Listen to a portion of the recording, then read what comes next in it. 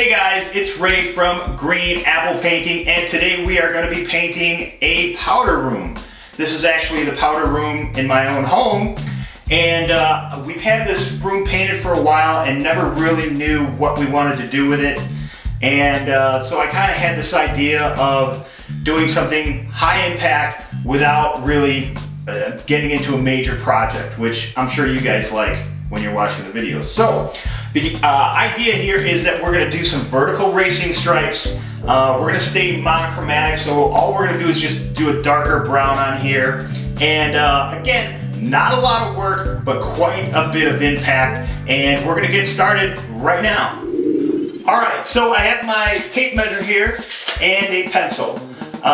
Basically we're going to do kind of a two-stripe racing stripe. Some of them are three, where you'll have a small band here, large band, and then another small band, but we're just going to do small and then large with a little bit of space in between. So my measurements are going to be, I'm going to come out 8 inches from the corner. I'll put a little mark there. Then I'm going to have a 4-inch stripe right there.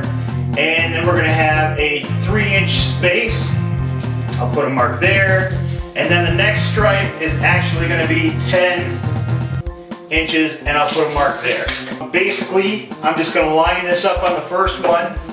And one trick that I've kind of learned is that you don't want to take your pencil and then just draw a straight line. Because when you start taping this off, you're going to have to make sure that you don't put the tape on the pencil line. You want to stay off of the pencil line. Because then when you pull the tape, you'll see pencil, and you don't want to see pencil, you just want to see paint. So what I do when I make my line is I'll just make a couple dashes here, there, about every 3 or 4 inches. Or you can even get a little bit further than that. Okay, so now I got all my lines, my little dots marked, and I'm doing all 4 walls. And what I'm going to do now is start to tape off our line. And the product that we're using is Scotch Edge Lock. And just make sure to press firmly along the edges. I'm going to let you in on a little bit of a secret. Whenever I tape lines off like this, obviously everybody's biggest problem is the paint bleeds behind the tape.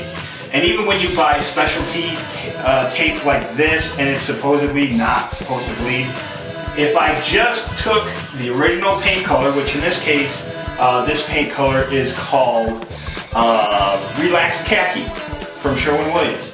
So if I know the paint is going to bleed, why not just take the original paint color and paint over this tape, let it bleed technically, and seal up all those little spaces, and then I can paint over the top with my color, and when I pull the tape, we should have some really sharp, razor sharp lines.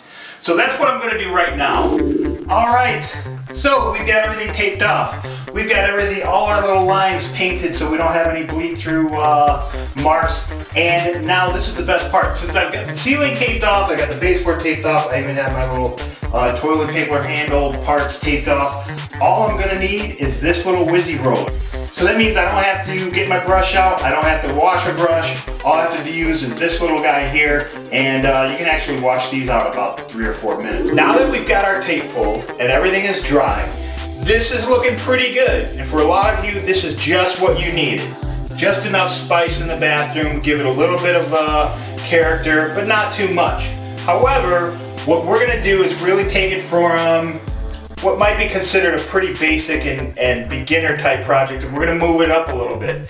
So what I'm going to do is I'm going to draw a circle on here and actually put some like race car numbers on here. So we're really going to kind of make it and take it to the next level.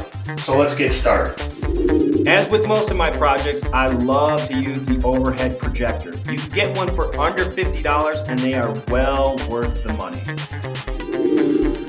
Okay, so that took about 3 coats to get that white to color.